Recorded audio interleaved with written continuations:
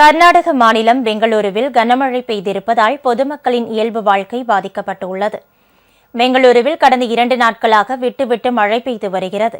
நேற்று சுமார் 2 மணி நேரத்திற்கும் மேலாக கனமழை கொட்டியதால் தாழ்வான இடங்களில் தண்ணீர் தேங்கி போக்குவரத்திற்கு இடையூறு ஏற்பட்டது.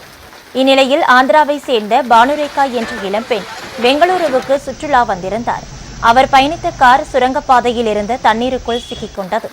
உடன் வந்தவர்களும் அக்கம் பக்கத்தினரும் அந்த பெண்ணை மீட்டு மருத்துவமனைக்கு கொண்டு சென்றனர். ஆனால் அவர் ஏற்கனவே உயிரிழந்ததை மருத்துவர்கள் உறுதிப்படுத்தினர்.